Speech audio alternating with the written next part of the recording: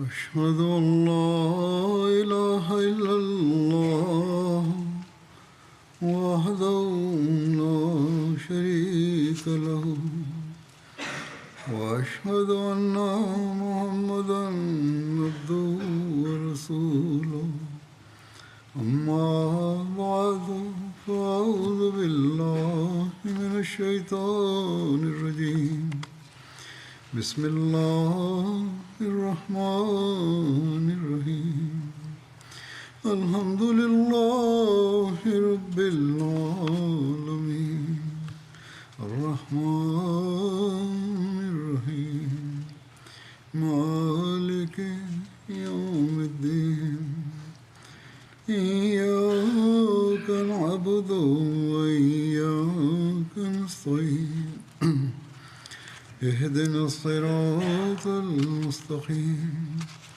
صراط الذين أنعمت عليهم غير المغضوب عليهم ولا الضالين.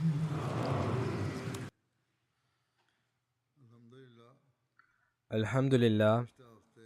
Na de zegeningen en gunsten van Allah de Almachtige te hebben gemanifesteerd, kwam Jalsa Salana UK vorige week tot een conclusie. Deze 3 dagen waren gevuld met zegeningen. En het had een positieve impact op zowel Ahmadis als externe gasten. Ik zal de gevoelens van enkele van deze externe gasten presenteren. Maar voordat ik dat doe, wil ik de dienstverleners bedanken, die een rol speelden in de organisatie.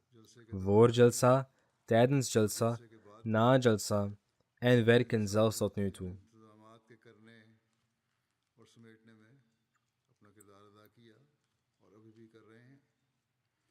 Bij de gratie van Allah de Almachtige, de leden van de Jamaat, mannen, vrouwen en kinderen hebben allemaal een bijzondere kwaliteit, die zelfs door de aanwezige gasten wordt geprezen.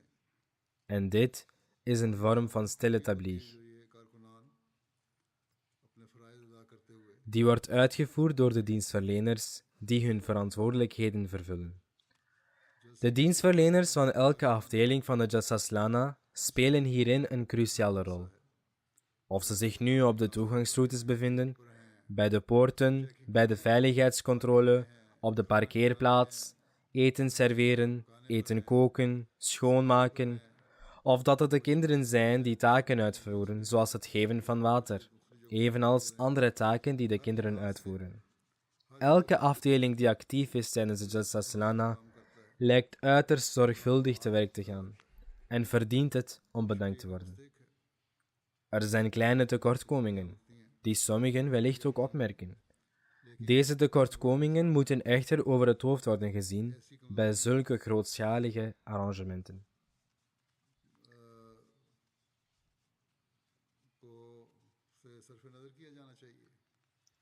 Niettemin moeten al diegenen die deze taken uitvoeren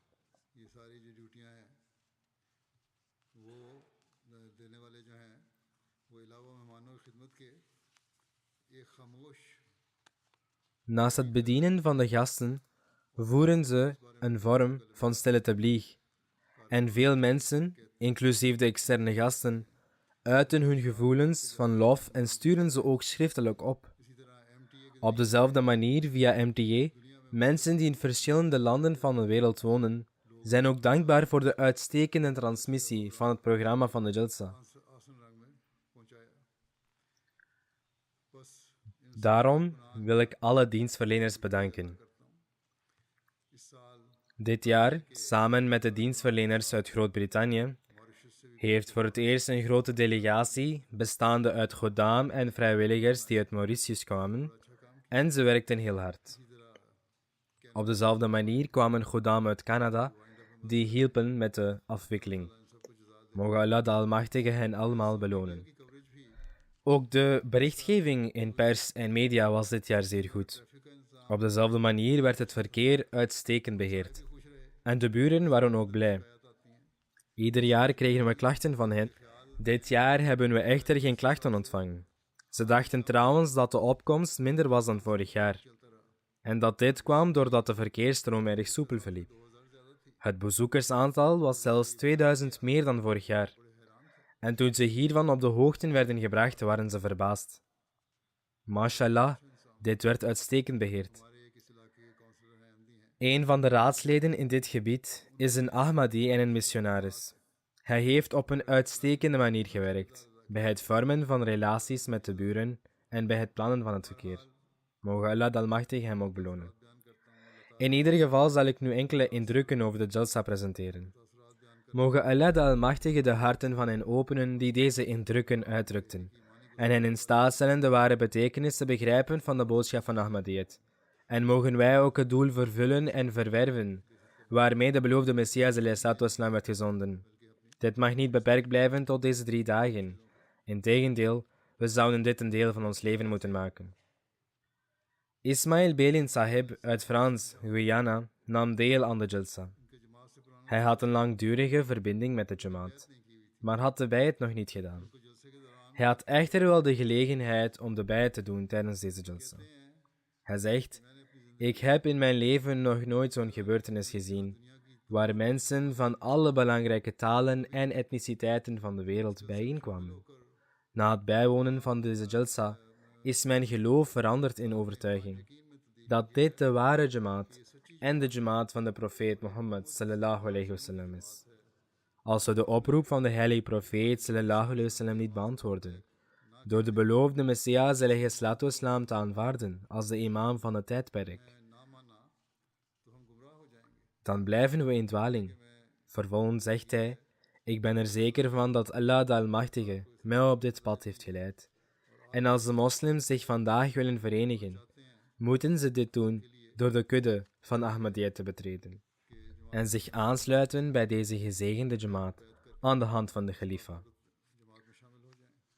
Vervolgens zegt hij: de voorbereidingen van Jalsa zijn ongeëvenaard. Elke dienstverlener werd glimlachend gezien en er was geen hypocrisie op hun gezicht. Elke medewerker bediende de gasten met oprechte vreugde. Ik kende niemand, toch zou iedereen mij ontmoeten alsof we elkaar al jaren kenden. Hij vervolgt: ik werd moslim en was vele jaren moslim voordat ik de Jalsa bezocht en streefde ernaar de leerstellingen van de islam te volgen. Maar ik had altijd het gevoel dat er iets ontbrak.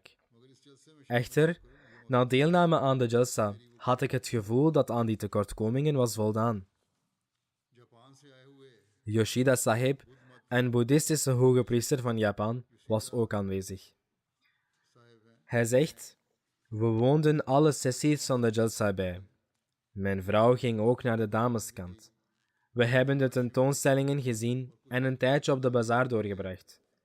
Eén ding dat overal waar we kwamen typerend was, was dat alle vrijwilligers die dienden altijd bleken klaar en alert te zijn. Van de eerste dag tot de laatste momenten. De vurigheid en passie van de dienstverleners waren onveranderd. De aanwezige Ahmadi-vrienden waren allemaal buitengewoon gastvrij en vriendelijk. Als mensen uit meer dan 100 landen op één plek samenkomen, zul je vast wel een aantal verschillen tegenkomen en kunnen er zich een aantal problemen voordoen. Maar de moraal en het gedrag hier leken allemaal hetzelfde. Als iemand werd tegengehouden, stopten ze meteen.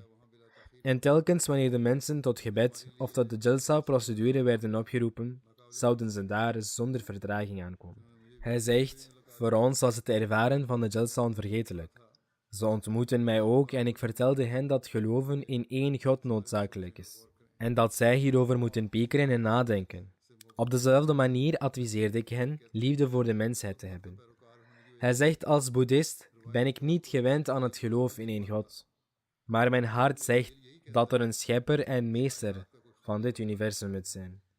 En dat wij allemaal nabijheid tot deze schepper en meester kunnen bereiken. Als het ware zijn ze begonnen te overwegen stappen in de richting van Allah de Almachtige te zetten. Aziz Naziri Sahib, een gast uit Kosovo, was ook aanwezig. Hij zegt: dit was mijn eerste kans om de Jalsa bij te wonen. Ik ben zeer gelukkig. Alles verliep ordelijk. Vooral de toespraken waren nuttig. Na het luisteren naar de toespraken van de Khalifa voelde ik een spirituele transformatie in mezelf. En dat neem ik mee terug. Het bidden hier bracht vrede in mijn hart. Dan zegt hij: ik ben een oude man, dus bid ik dat ik volgend jaar in zo'n spirituele omgeving mag participeren. Zo'n spirituele sfeer heeft mijn hart gevuld met liefde voor islam Ahmadiyyat. Waar ik ook kom, zal ik het zeker vermelden. Ik zal ook de aandacht van anderen trekken in de richting van het bestuderen van de ware leringen van Ahmadiyyat. Ik zal zeker de slottoespraak van de Khalifa van de tijd vermelden, die vol zat met talloze bewijzen, omdat ik er zelf getuige van ben. Voordat je de bijt neemt, de naam van de stad is Bashartina of iets in die richting, er was daar een Jamaat-missiehuis vlakbij een winkel. Telkens als ik naar deze winkel zou gaan en de eigenaar erachter kwam dat ik naar het missiehuis was gegaan om te bidden, de eigenaar van de winkel was een moslim, zei hij dat ik niet naar deze moskee moest gaan, omdat dit Qadianis zijn die een nieuwe profeet hebben geschapen. Deze nieuwe profeet zou, God verhoede, de heilige profeet sallallahu alayhi wasallam vervloeken. En hij heeft innovaties in de islam geïntroduceerd en veranderde de islamitische leer.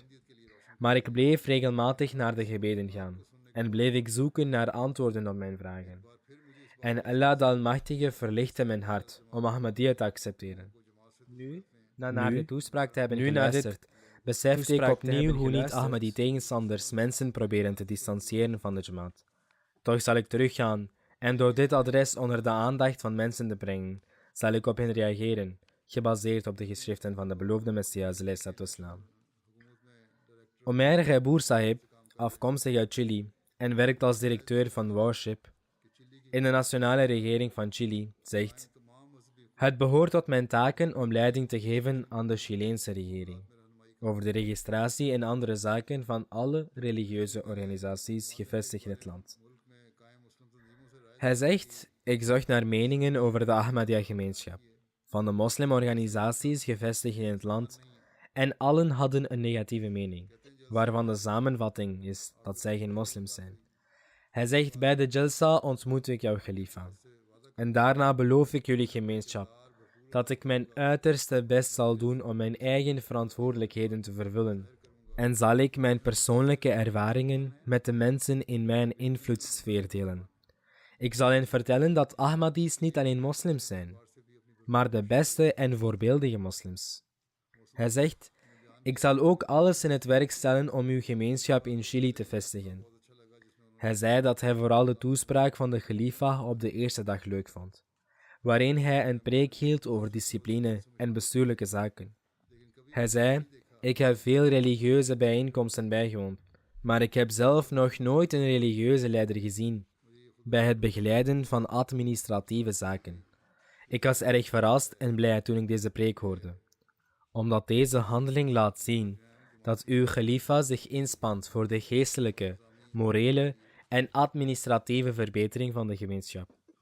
Een dame uit Nederland, mevrouw Beatricia, zegt: allereerst wil ik u bedanken voor uw gastvrijheid tijdens Jalsa UK 2024.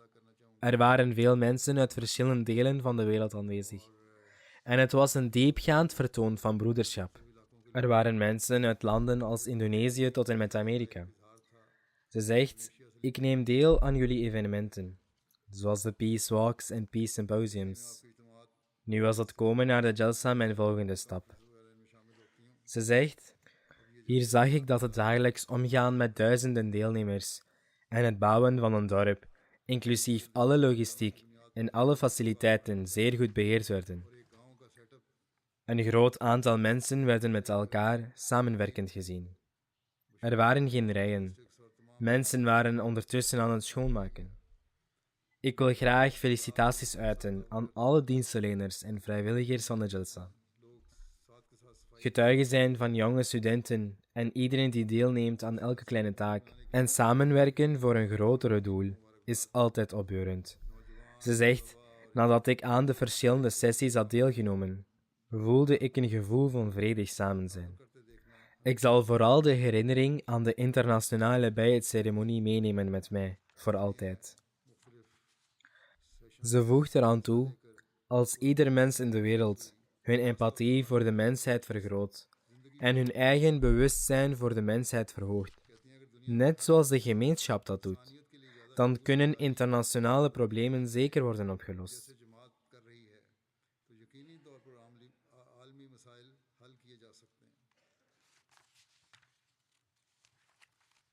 Een gast genaamd Thomas Reynolds Sahib uit Argentinië, vertegenwoordiger van de Argentijnse nationale minister van aanbidding, zegt: Ik heb met verwondering en verbazing naar dit jaarlijks congres gekeken. De uitmuntendheid en onberispelijke organisatie waarmee jullie allemaal deze enorme bijeenkomst hebben beheerd. Hij legt uit: in ons land is het onmogelijk om zo'n evenement te organiseren. Zelfs in aanwezigheid van de politie is een dergelijke discipline ondenkbaar.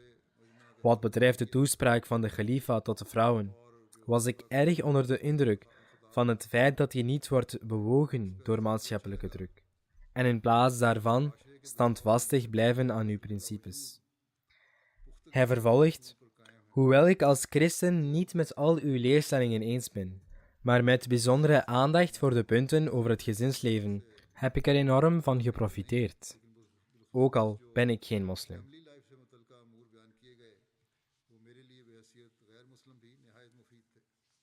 Een gast genaamd Dr. Christy Cheng Saiba uit Taiwan merkte op: toen we op het vliegveld werden ontvangen, was het met een diepe geest van gastvrijheid.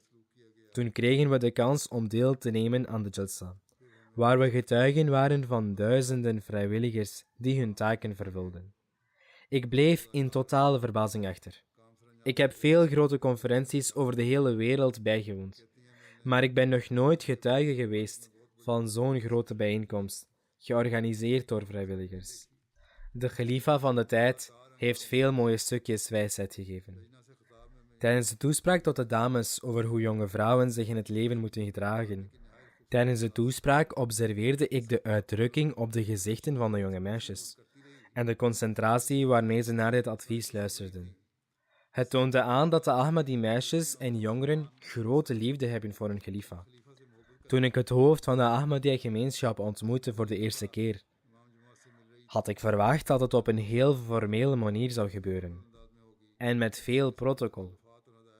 Maar ik was verrast om te zien dat het een comfortabele en informele sfeer was, waar zijn heiligheid vroeg hoe het met ons ging en ook informeerde naar Taiwan.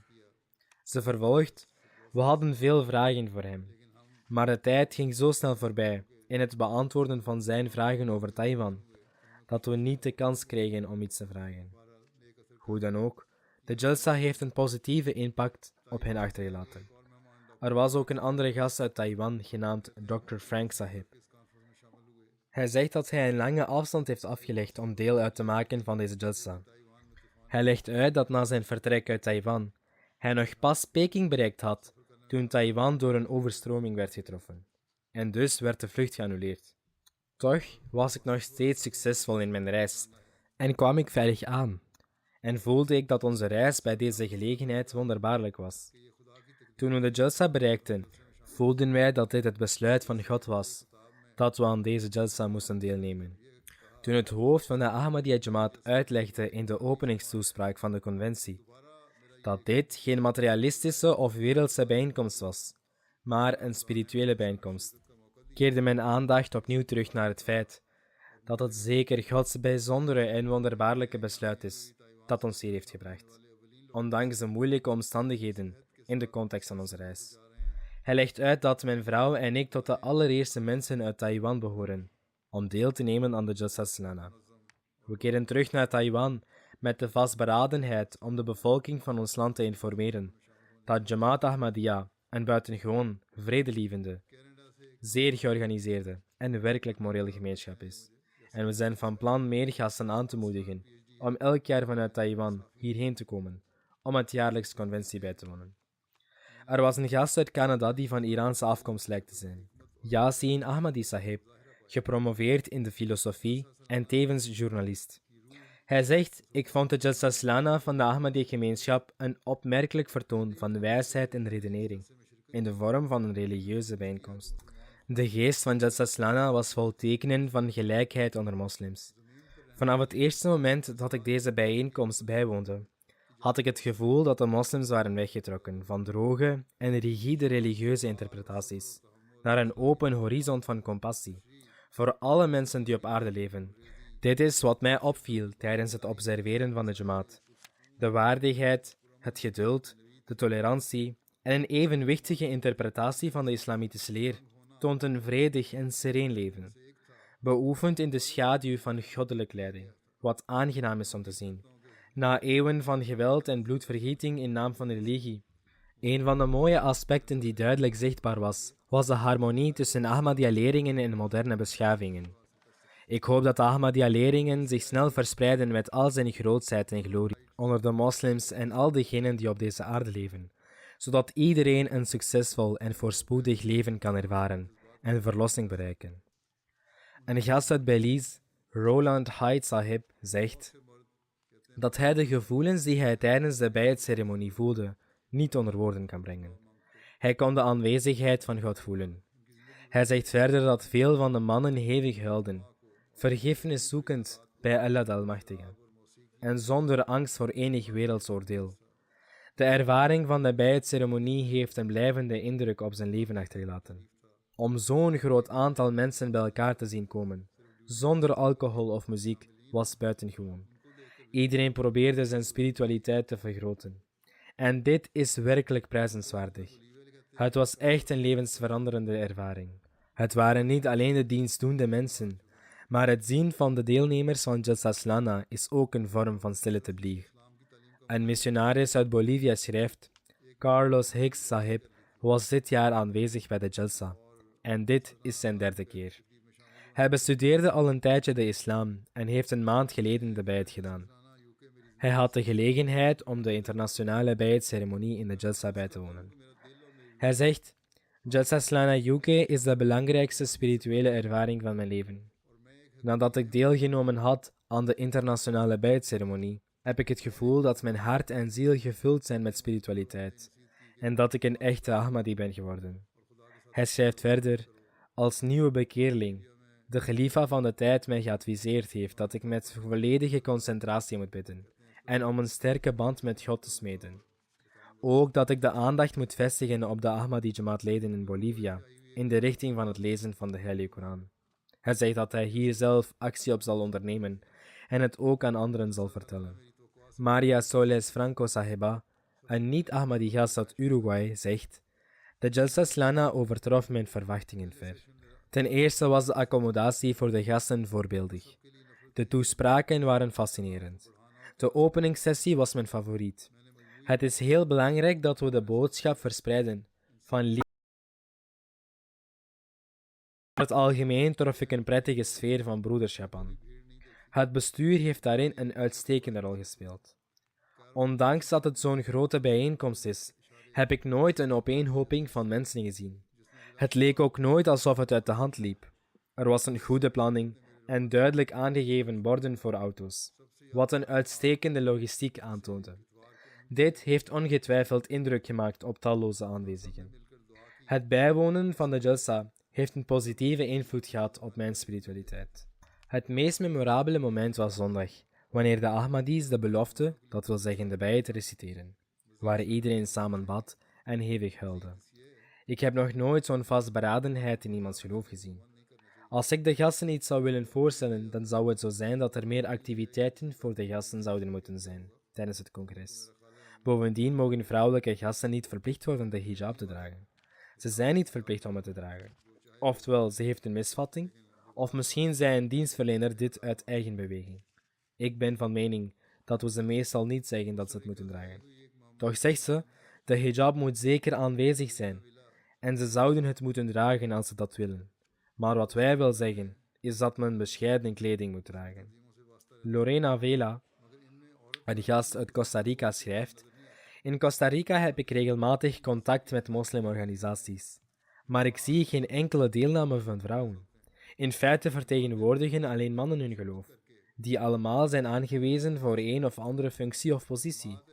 Echter, na de jalsa van de Ahmadiyya-gemeenschap te hebben bijgewoond, was ik verbaasd en blij om te zien dat er in de Ahmadiyya-gemeenschap vrouwen en mannen gelijk zijn. Op de tweede dag, toen ze naar de dameskant ging, zei ze dat de discipline en netheid veel beter waren. Ze zegt: ik kreeg te horen dat de Ahmadiyya-gemeenschap werkt aan het tot stand brengen van vrede en harmonie en interreligieuze dialoog over de hele wereld. Aanvankelijk dacht ik dat dit allemaal beperkt bleef tot louter verklaringen. Echter, na het bijwonen van de jalsa heb ik dit aan den lijve ondervonden en kan dat beamen. Wat de Ahmadiyya-gemeenschap anderen ook opdracht te doen, handelen ze er zelf ook naar. De daden en woorden van de Jamaat-leden zijn hetzelfde. Een gast uit Burundi, Hatungimana Pontien Saiba, is de secretaris voor het ministerie van Nationale Solidariteit, Sociale Zaken en Mensenrechten, Burundi. Terwijl hij zijn gevoelens vermeldt, zegt hij: ik werd hartelijk ontvangen vanaf het vliegveld tot aan de accommodatie. De jonge vrijwilligers begroetten mij en waren zeer gastvrij. Ik zal de 3 dagen nooit vergeten, van oprechte liefde en genegenheid getoond in de gastvrijheid. Dat was zonder discriminatie van ras, achtergrond of religie.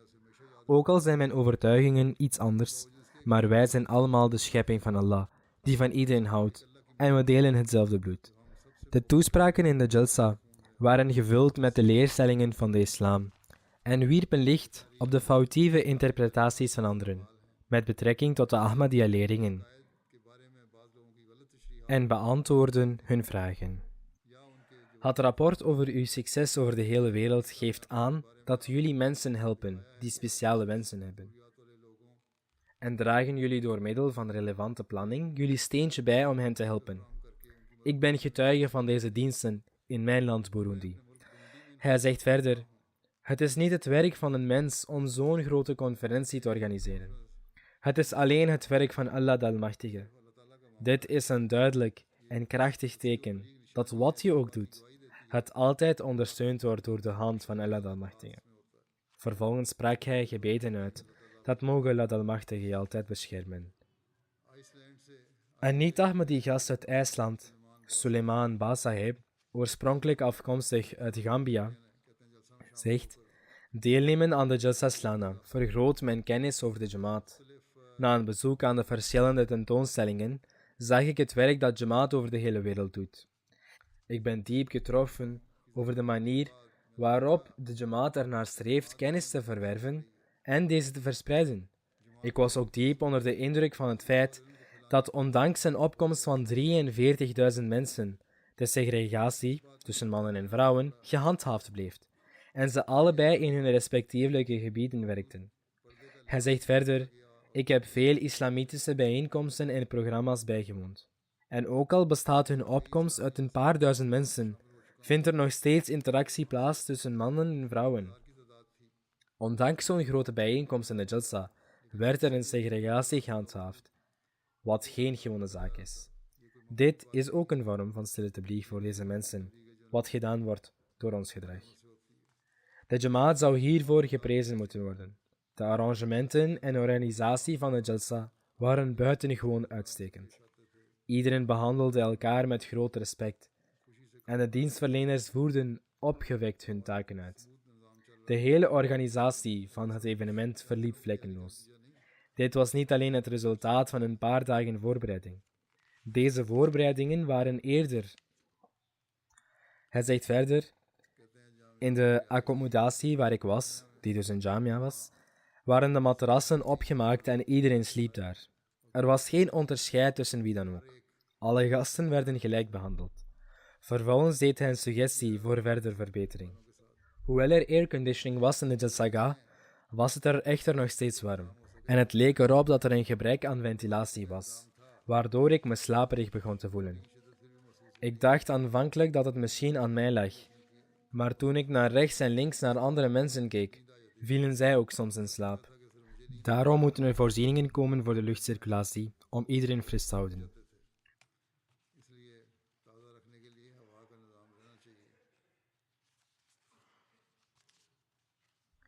De missionaris uit Argentinië schrijft: Mariana Plaza Sahiba is de ambassadeur van Argentinië in Groot-Brittannië. Ze ging voor het eerst naar de Jalsa. Ze was zo onder de indruk van de sfeer van de Jalsa en het evenement, dat ze een officiële receptie hield op de ambassade en nodigde ze alle niet-Ahmadi-gasten uit, die vanuit Latijns-Amerika de Jalsa bezochten.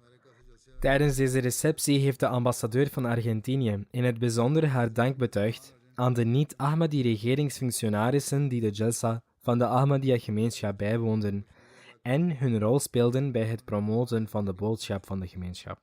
Ze zei: over het algemeen nodigen religieuze organisaties alleen diplomaten en politici uit voor de speciale externe evenementen. En nadat je ze voor een bepaalde sessie hebt uitgenodigd, neem je afscheid van ze. Dit was echter volledig in tegenspraak met het idee, en een nogal buitengewoon en prijzenswaardig feit, dat uw gemeenschap niets verborgen heeft gehouden voor ons, niet-Ahmadi-gasten. Dit laat zien dat je geen verborgen agenda hebt. In feite zijn uw leringen duidelijk, en welke leer je ook voor degenen presenteert die geen lid van uw gemeenschap zijn, is in volledige harmonie met je innerlijke overtuigingen en agenda's. Doke Leni Sahiba, een redacteur van een Braziliaanse krant, was aanwezig op de Jalsa. Ze zegt: ik was in alle opzichten enorm onder de indruk door deze buitengewone bijeenkomst, vooral door zijn structuur. Het feit dat ondanks zo'n grote opkomst mensen met zoveel liefde en harmonie met elkaar omgingen, en ook door de pure arrangementen van dit alles, wat het mogelijk maakte dat dit in alle opzichten een succesvolle Jalsa werd. Ik was erg opgetogen over de sfeer van vrede, eenheid en liefde. De wijze woorden van het hoofd van de gemeenschap raakten mijn hart en openden mijn geest voor het goede. De woorden van de khalifa van de tijd waren niet alleen maar woorden. Het leek eerder alsof ze oprecht uit zijn hart kwamen. Tijdens de Jalsa heb ik op elk moment liefde en respect ervaren. De opgewekte wijze waarop de vrijwilligers hun taken uitvoerden, heeft zeker een impact op mijn hart gehad en is lovenswaardig. Een krantenjournalist uit Brazilië zegt: dit was een buitengewone Jalsa. Mijn respect en bewondering voor de Ahmadiyya-gemeenschap is verder toegenomen na de Jalsa. De onbaatzuchtige dienstverlening van de vrijwilligers heeft mijn aandacht getrokken, over hoe ze hun tijd, auto's en diensten aan de gasten besteden. Dit was een uitstekende zaak. Roberto Catalano is hoogleraar interreligieuze dialoog aan de Universiteit van Florence in Italië. Hij woonde de Jalsa bij en zei: ik stond versteld van deze gebeurtenis. Deze Jalsa brengt vele duizenden mensen uit verschillende landen van de wereld samen. Dit demonstreerde de prijzenswaardige eenheid van de Ahmadiyya-gemeenschap. In deze Jalsa was een spirituele sfeer voelbaar, en het was geweldig om te zien hoe mensen volkomen stil waren en hun volledige aandacht gaven. Toen het hoofd van de gemeenschap sprak en dit een diepe spirituele sfeer creëerde, de passie van de vrijwilligers was zeer indrukwekkend. En deze vrijwilligers, waaronder kinderen, hebben met grote inspanningen gewerkt. Een van de meest memorabele momenten van de Jalsa was de internationale bijtceremonie, waarin de bijt werd gedaan door de khalifa van de tijd. Deze heilige en buitengewone gebeurtenis verenigde 40.000 mensen, wat een krachtig bewijs is van hun collectieve geloof en toewijding. Ik heb vooral meer geleerd over de vervolging van de gemeenschap in Pakistan en de uitdagingen waarmee het wordt geconfronteerd. Ondanks deze strijd en ellende, dat ze geen enkele vorm van haat uiten, maakte grote indruk op mij en is een waar testament van uw geloof. De commissaris voor Vrouwenzaken en Gezinswelzijn van Rodrigues Island, Agathe Marie Sahiba, was ook aanwezig. Ze zei: dit was de eerste keer dat ik zo'n groot evenement bijwoonde, waar mensen uit meer dan 100 landen aanwezig waren, behorend tot verschillende etniciteiten. Voor mij, om samen met bijna 44.000 mensen deel te nemen aan een evenement, is bijna gelijk aan de totale bevolking van het eiland Rodrigues. Wat mijn hart volledig deed smelten, was de manier waarop de mensen de Jalsa Salana bezochten. Ze hadden met zoveel discipline. Iedereen glimlachte en groette elkaar. En dat is zeer lovenswaardig. De toespraak van het hoofd van de gemeenschap tot de lejna was ook zeer diepzinnig. Ik heb geleerd dat de vrouwen in de Ahmadiyya-moslimgemeenschap een belangrijke rol spelen. Ik weet zeker dat deze toespraak een positieve impact zal hebben op mijn beleid. Ik heb veel geleerd bij deze jalsa, wat een positieve verandering bij mij en de mensen om mij heen teweeg zal brengen. Ik heb in het verleden veel religieuze evenementen bijgewoond en ik wist diep in mijn hart dat er een aantal spirituele aspecten waren waarin ik tekortschoot. De jalsa was echter zo'n evenement dat aan al mijn tekortkomingen voldeed. Dergelijke gevoelens werden door veel mensen geuit, dat ze bepaalde aspecten van hun spiritualiteit misten en dat ze hier een betere sfeer konden vinden.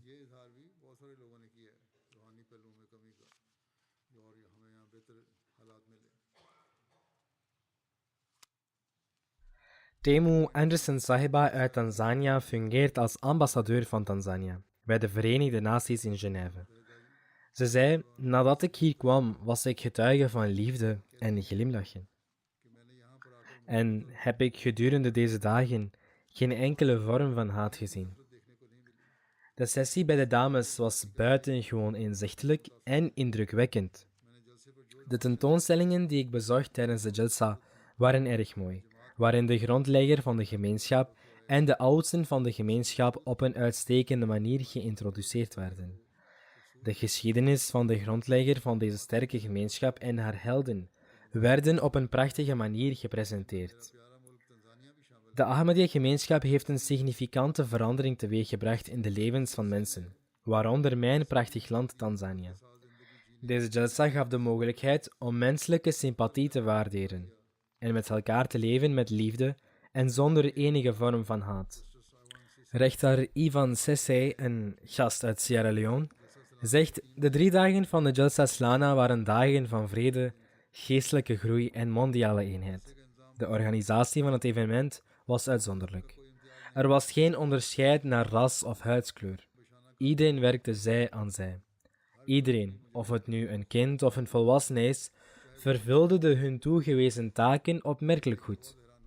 Wat mij verbaasde: de sprekers, waaronder vooraanstaande hoogwaardigheidsbekleders en geleerden, leverden diepgaande inzichten en inspirerende berichten op, dat ieders hart raakten. Ik was bijzonder onder de indruk door de nadruk op vrede, eenheid en begrip. Er waren talloze activiteiten en tentoonstellingen die de jalsa levendig maakten.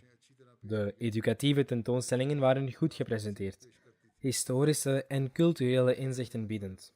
Hij vervolgt: ik heb veel kansen gehad om mensen met verschillende achtergronden te ontmoeten en te praten, wat gevoelens van eenheid en broederschap bevorderde. Een belangrijk moment voor mij was de keynote speech, waar het hoofd van de gemeenschap het belang benadrukte van mededogen en dienstbaarheid aan de mensheid. Zijn nadruk op de rol van ouders en de negatieve gevolgen voor kinderen als er geen ouderlijke begeleiding is, door sociale media of elektronische netwerken, was verhelderend en dient als leidraad voor onze ouders. De arrangementen, toespraken en service van de gemeenschapsleden van de Jalsa Slana overtroffen mijn verwachtingen ruimschoots. Gül Seyran Engali Saiba, een gast uit Kazachstan, zegt: ik woonde voor het eerst zo'n groot religieus congres bij. Als voormalig politicus ben ik op de hoogte van de kosten en de uitgebreide planning, nodig voor zulke grootschalige arrangementen, en de onvermoeibare inspanningen van veel betrokkenen mensen. Ik was diep onder de indruk van het enthousiasme en de vreugde waarmee alle vrijwilligers hun taken uitvoerden op elke afdeling. Ondanks hun harde werk behandelde elke vrijwilliger de gasten met liefde, respect en genegenheid. Wat echter de meeste indruk op mij maakte, waren de toespraken van de Khalifa van de tijd. Hoewel de toespraken de alledaagse ethiek leken te bespreken, hadden ze een diepgaand en breed onderwerp achter zich. Ik waardeerde vooral zijn duidelijke en directe commentaar over de negatieve effecten van sociale media op de opvoeding van kinderen. Ik heb veel geleerd en ben nu van plan deze lessen in mijn leven toe te passen, als ik met mijn kleinkinderen praat. Zal ik hen uitleggen dat we onze moraal niet mogen vergeten in ons streven naar succes in het leven. Ze was zo onder de indruk dat ze zei: hoewel ik deze keer als gast kwam, heb ik er vertrouwen in dat ik binnenkort lid zal worden van deze gemeenschap, omdat ik resoneer met wat ik tijdens deze jalsa hoorde. Kash Sankofa Sahib, een gast uit Belize, zegt: hoe kan iemand ontkennen dat Ahmadiyya de ware islam is? Al mijn twijfels en vragen zijn beantwoord. Als ik zie hoeveel liefde de Ahmadiyya-gemeenschap heeft voor de heilige profeet Mohammed sallallahu alayhi wasallam, besef ik dat Ahmadiyya een grote, sterke boom is met veel vruchtbare takken.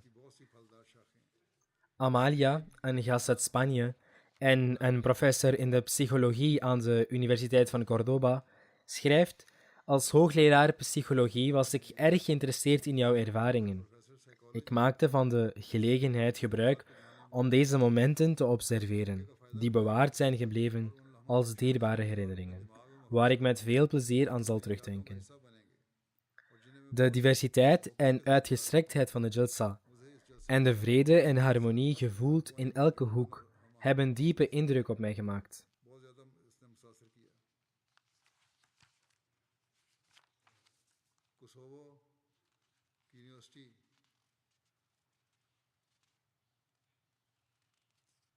Abrid Zikraj, hoogleraar natuurkunde aan de Universiteit van Kosovo, zegt: het was mijn eerste keer dat ik de Jalsa in Groot-Brittannië bijwoonde. Na het luisteren naar de vrijdagpreek van de Khalifa van de tijd, merkte ik meteen een verbetering in de algehele sfeer.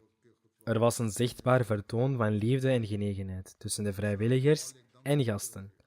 Lachende gezichten en de groeten van assalamu alaikum, vrede zij met jou, werden overal gehoord.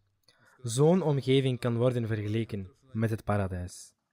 Als zo'n sfeer kan worden gecreëerd in zo'n grote bijeenkomst, is het niet ver gezocht om te geloven dat het wereldwijd kan worden gevestigd. Maar alleen de Ahmadiyya-gemeenschap kan dit verwezenlijken. Wat mij het meest indruk maakte, was hoe, zelfs als een vrijwilliger uit noodzaak een gast moest weigeren, werd er meteen een oplossing aangeboden, om ervoor te zorgen dat de gasten goed verzorgd werden. Ik was verbaasd door de aanblik van verschillende naties die als één samenkwamen tijdens de bijtceremonie, alsof het parels waren, geregen in elkaar aan één draad. Een niet-Ahmadi-journaliste uit Uruguay zegt: voordat ik naar de Jalsa ging, had ik veel verwachtingen en vooroordelen om de islam goed te begrijpen, en vooral het werk dat uw gemeenschap doet, was essentieel voor mijn project in Uruguay. De toespraak van de eerste dag waar de Khalifa sprak over gastvrijheid was bijzonder inspirerend. Als gast geloofde ik dat we een interreligieuze boodschap konden verwachten. Maar deze berichten waren gericht aan de gemeenschap. Ik voelde me heel op mijn gemak in de sfeer van voortdurende lofprijs en verheerlijking van God. Ze zei verder: ik heb veel geleerd over verschillende culturen binnen de Ahmadiyya-moslimgemeenschap, wat veel van mijn vooroordelen wegnam. Van de vrouwenkant mocht ik niets opnemen, maar ik denk dat er geen gevaar of schade in zat. Als ze hiermee het nemen van foto's bedoelde, dan is het goed dat ze er geen heeft gemaakt. Anders was het prima voor haar om nog iets op te nemen, of om de opnames later te kunnen verkrijgen. De missionaris vandaar kan het haar verder uitleggen. Toen zei ze: toch kan het geen kwaad om toestemming te verlenen, omdat het ons in staat zou hebben gesteld beter materiaal te creëren om in ons land te publiceren. Deelname aan de Jalsa Slana heeft een aanzienlijk impact gehad op mijn spirituele leven. Het meest memorabele moment voor mij was het zien van mannen die in gebed huilden tot Allah de Almachtige. Ik geloof dat de deelname van journalisten beter georganiseerd kan worden, om de berichtgeving over het evenement te verbeteren. Mijn suggestie is om het werk en de werkmethoden van de gemeenschap te verspreiden, breder naar de wereld. Apna Petrushka Saiba, een gast uit Polen die op de afdeling klantenondersteuning werkt, was aanwezig.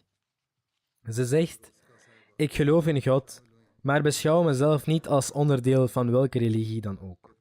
Ik werd door een Ahmadi aan de gemeenschap voorgesteld die met mij samenwerkte.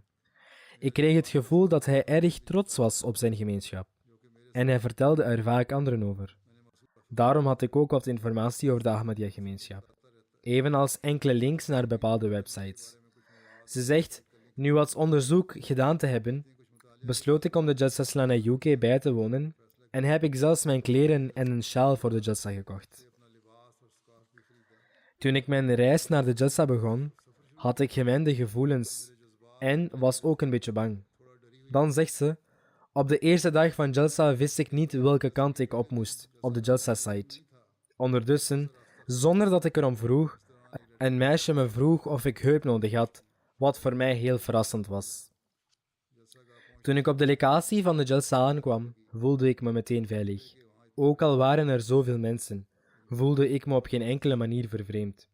Tijdens de Jalsa werden de verschillende toespraken gehouden. Vooral de toespraken van het hoofd van de gemeenschap hebben mijn band met de gemeenschap versterkt. Voor mij was het meest memorabele deel de toespraak dat aan de dames werd afgeleverd, waarin richtlijnen werden gegeven over hoe kinderen moesten worden opgevoed. Tijdens de toespraak bleef ik aan mijn eigen kinderen denken en het feit dat ik het volledig eens ben met de grenzen die het hoofd van de gemeenschap in zijn toespraak noemde. En ik vind ze allemaal heel belangrijk en denk dat ze het vermelden waard waren. En ik was overal getuige van liefde en genegenheid. Naar mijn mening was deze Jalsa zeer succesvol, vooral de tentoonstellingen. Hij komt uit Kosovo en hij zegt, ik was erg verontrust toen ik over de vervolging hoorde, waar de gemeenschap over de hele wereld mee te maken heeft. De slottoespraak gehouden door het hoofd van de gemeenschap trok mijn aandacht op het feit dat de islam Ahmadiyya de ware leer is en kreeg ik de antwoorden op mijn vragen. Als ik terugkeer naar Kosovo, zal ik reageren op degenen die zich uitspreken tegen de overtuiging van de gemeenschap.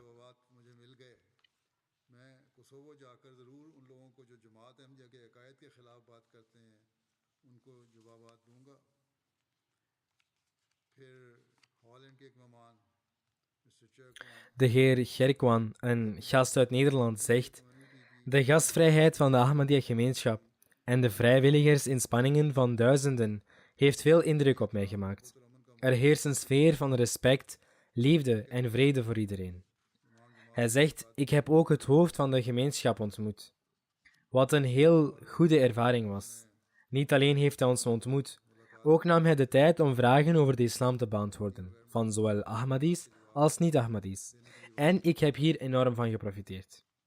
Hij zegt: deze dingen zijn in mijn hart gegrift, en zonder moe te worden, luisterde hij aandachtig naar wat we te zeggen hadden, en gaf ons antwoorden. Dit zijn slechts enkele indrukken die ik heb genoemd. Het verslag van de bay'ats die plaatsvonden als resultaat van de Jalsa Salana is als volgt. Het hoofd van een dorp in Guinea-Bissau, samen met 85 mensen, accepteerde Ahmadiyyat na het bekijken van de Jalsa-procedure. De imam van een moskee in een dorp in Tanzania accepteerde Ahmadiyyat. Een schoolleraar uit Niger accepteerde Ahmadiyyat. Tijdens de Jalsa accepteerden 12 mensen uit Congo-Brazzaville Ahmadiyyat. Een missionaris uit Guinea-Bissau schrijft: Sarekusha is een plaats in Guinea-Bissau waar het opperhoofd ernstig gekant was tegen de gemeenschap. Tijdens de Jalsa Salana keek hij naar de Jalsa-procedure en luisterde naar mijn toespraken, aangezien hij daartoe was uitgenodigd. Hij zegt dat hij na het luisteren naar deze toespraken zei: uw khalifa en de stichter van uw gemeenschap zijn ware liefhebbers van de heilige profeet sallallahu alayhi wasallam. Ons werd altijd verteld dat de Ahmadiyya-gemeenschap niet accepteert dat de heilige profeet sallallahu alayhi wasallam een profeet is, en in plaats daarvan hun eigen profeet hebben genomen. Maar na het luisteren naar de toespraak van uw imam, ben ik er zeker van geworden dat jouw gemeenschap alleen de ware gemeenschap is van de heilige profeet sallallahu alayhi wasallam. Op dat moment, samen met 85 mensen, kondigde hij aan dat hij Ahmadiyyat had aanvaard. En hij, die ooit een tegenstander was, trad toe tot de gemeenschap. Mogen Allah ook de Pakistaanse geestelijken verstand schenken. De imam van een moskee in het dorp Abuja in Tanzania zegt: Ik was verbaasd toen ik de handelingen van Jalsaslana op MTA zag. Deze scènes hadden een grote impact. Tijdens de beiat waren er enkele zeer emotionele momenten. En dat verbaasde mij. Iedereen herhaalde de woorden van één enkele leider. En baden daarna ook. Deze scènes hebben mij volledig veranderd en hebben een diepe impact op mij achtergelaten. Als God het wil, zal ik altijd deel blijven uitmaken van deze gemeenschap. Ik was de imam in een Soenitische moskee, maar nu ben ik een oprechte Ahmadi en ben ik compleet veranderd. Het rapport van het Tabligh-departement in Groot-Brittannië luidt dat tijdens de Jalsa 22 mensen uit Groot-Brittannië de Ahmadiyyat konden aanvaarden. Het bestond uit 2 Britten, 2 Nigerianen, 11 Pakistaanse, een Roemeen, 5 Arabieren en een Bengaals. Er waren ongeveer 1000 niet-Ahmadi-gasten die de Jalsa bijwoonden. Tijdens de Jalsa werden verschillende tabligh-sessies, die ook vraag- en antwoordsessies omvatten, georganiseerd, waarin diverse mensen hun indrukken uiten. Onder MTA Africa waren er meer dan 14 nationale televisiekanalen die mijn toespraken doorgaven. Ze zonden ook de internationale beiat-ceremonie live uit, die door enkele miljoenen mensen werd bekeken. De nieuwe Afrikaanse zenders die hieraan meededen, waren de nationale televisiezenders van Malawi, Canal Plus TV in Benin en de overheidskanalen van Gambia, Ghana, Oeganda, Liberia en Sierra Leone. Deze kanalen worden bekeken door ongeveer 30 miljoen mensen. Er waren 14 verschillende televisiejournalisten die aan de Jalsa deelnamen en er werden 57 reportages uitgezonden. Deze rapporten bereikten meer dan 55 miljoen mensen. Er werden arrangementen gedaan in het missiehuis van Senegal om naar de Jalsa te luisteren. Een imam die de Heilige Koran, hadith en jurisprudentie doseert aan een universiteit, zei nadat de Jalsa concludeerde: ik beschouw mezelf als gelukkig, want vandaag had ik de kans om de khalifa van de imam Mahdi live te zien en naar zijn toespraak te luisteren. Hiervoor had ik veel twijfels over de Ahmadiyya-gemeenschap, zoals, dat mogen God het verhoeden, de Ahmadis de rang van de heilige profeet sallallahu alayhi wasallam verminderen. Echter, vandaag, na het luisteren naar de toespraak van Khalifatul Masih, zijn al mijn twijfels hierover weggenomen. En na het luisteren naar de toespraak van vandaag, kan ik vol vertrouwen zeggen dat de Ahmadiyya-moslimgemeenschap de heilige profeet sallallahu alayhi wasallam niet onteert. Het heeft veeleer een grote mate van oprechtheid en liefde voor hem en leert de hele wereld de heilige profeet sallallahu alayhi wasallam te volgen en te gehoorzamen. Het bericht over de online berichtgeving is dat dit er vorig jaar 41 waren, terwijl er dit jaar 49 websites waren die volgens rapporten door 15 miljoen mensen worden gelezen. Wat de printdekking betreft waren er 14 artikelen en het lezerspubliek van die kranten bedraagt volgens rapporten 5 miljoen. Via televisie en radio werden 19 berichten doorgegeven. Er wordt gemeld dat het kijkerspubliek 10 miljoen bedraagt. Het kijkerspubliek van de televisiezenders bedraagt 10 miljoen, terwijl er in totaal 24 rapportages op de radio worden uitgezonden. En het aantal luisteraars bedraagt ook 10 miljoen. Bij de gratie van Allah de Almachtige, ongeveer 46 miljoen mensen zagen of hoorden het nieuws van de Jalsa. En er wordt gezegd dat er in de komende dagen de verwachting is dat er nog meer dekking zal zijn. En vrij prominente radiokanalen zoals LBC, Radio Scotland, BBC, BBC South Today en Daily Express en anderen hebben rapporten gepubliceerd. Op dezelfde manier bezochten, zoals ik al zei, veel mensen de tentoonstellingen, zoals de tentoonstellingen van Mohsen Tasawir. En bij het zien van de geschiedenistentoonstelling en andere tentoonstellingen waren de mensen enorm getroffen. Al deze tentoonstellingen waren ook een vorm van tabligh. Door de genade van Allah de Almachtige aan de ene kant is de Jalsa een middel geweest om te groeien in spiritualiteit en morele training.